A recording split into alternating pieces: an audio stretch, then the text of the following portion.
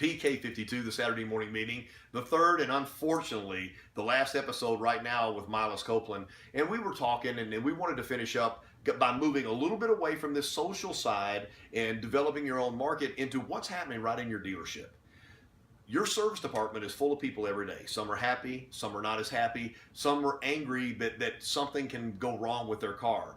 But each and every one of those people are coming into your service department as a choice. So obviously there's some kind of trust or business relationship with that customer.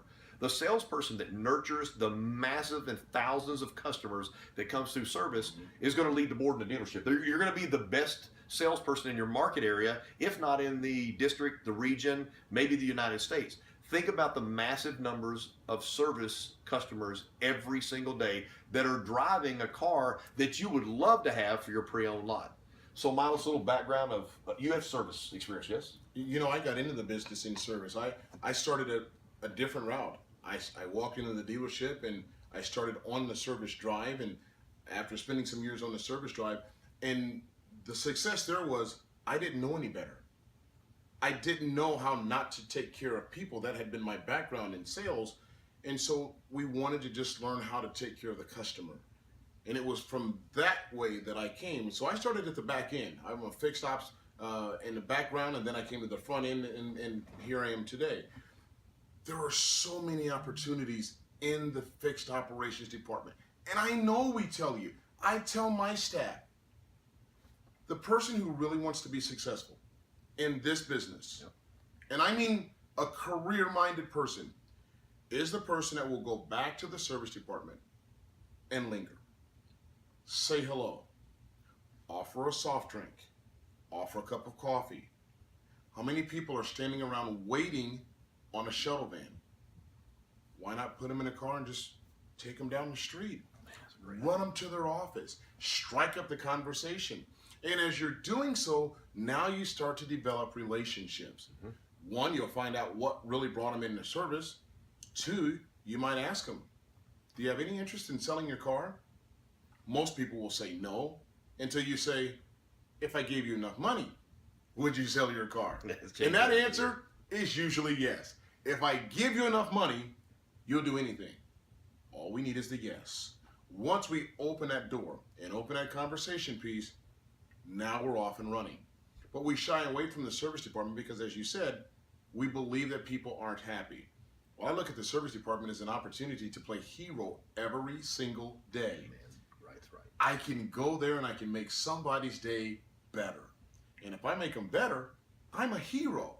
If I'm a hero, I just develop, as we said in segment 1, trust, a likability factor. So spend some time in service. Offer to be that person who just gives a customer a ride home, a ride to the office. Anything you can do to just get to know them better, especially if you're new in the business, because you may not have that built platform of repeat and referral business. Right. And I would say this to you. We oftentimes talk about follow-up. We talk about sending letters, we talk about emails and those types of things. If you really want to go over the top, don't send an email. Don't send a letter. Grab something. A thank you card, which costs you nothing. Walk into that person's place of business, because chances are, if they're buying a car from you, they're working. Walk into that place of business. Hand them a thank you note. Hand them a gift certificate. 10% off in your service department. Helps the Part 10 service department. It might be a $20 coupon someplace. We can all afford it. But you hand that to that customer in their place of business, and just to say thank you, and watch the magic happen. Because everybody in that sphere of influence, everybody in that circle, everybody around them goes, what happened? What did you get? That's from my salesperson.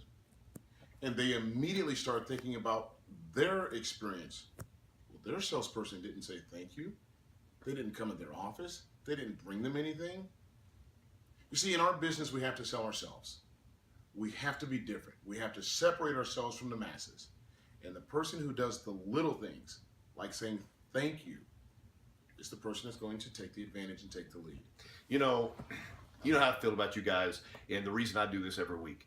If you just listen to that right there, that's just, and you can't do it with every single customer, but if somebody owns a business or works within a driving distance of a couple of minutes, that is a tremendous example. Let me up this one thing.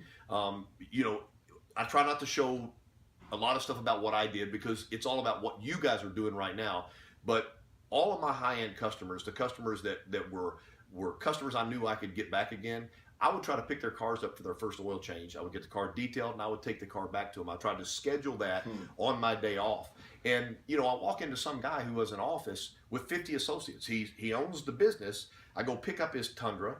I get it taken care of. I get it serviced. I mean, it doesn't cost anything. We've got Toyota Care now.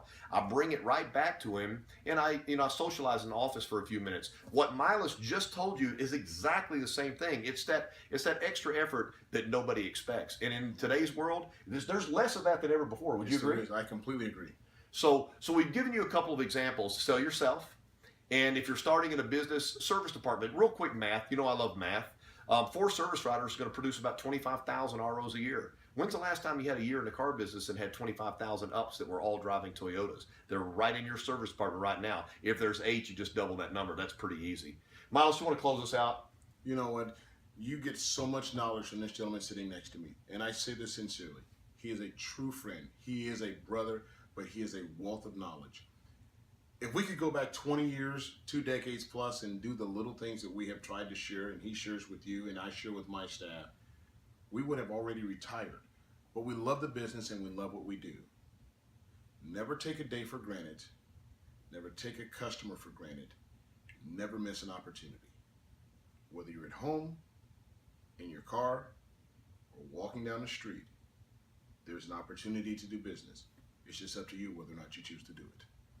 This has been PK52, the Saturday Morning Meeting.